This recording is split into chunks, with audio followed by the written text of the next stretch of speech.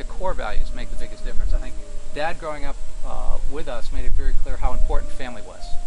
How important, no matter how much we fought, as we did, as boys do, that when you woke up tomorrow, you were still brothers, you were still family.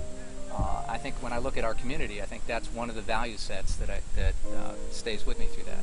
I think that in this community, we're going to disagree, but tomorrow morning we're going to be neighbors, and you know, every issue can't divide us that much. We've got to remember that in the long term, we're going to disagree lots. We're also going to agree lots, so that we got to make sure that we don't lose that sense of community.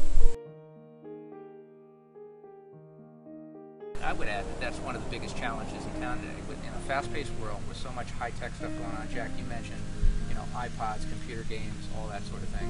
I think that we have to build that sense of community because the neighborhood groups, that's not how kids play with each other as much anymore. There are neighborhood associations that bring that back.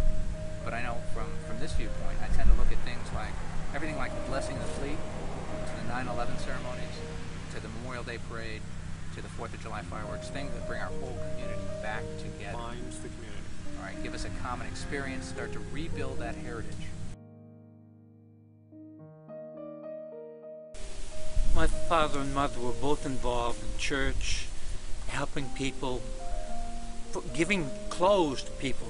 We had a large family, 9. The clothes grew out, you know, and they'd give it to poor families. I remember going on a farm. We gave them a record player.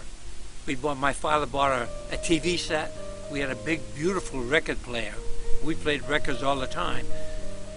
Rather than throw it away or keep it at home, he gave it to somebody on the farm who didn't have anything.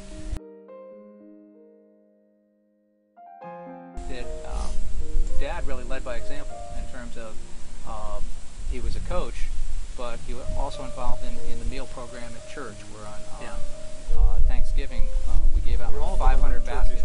Yeah, and he got all of us involved in that right from the start. Dad was involved in Special Olympics, and he got all of us involved in volunteering for Special Olympics.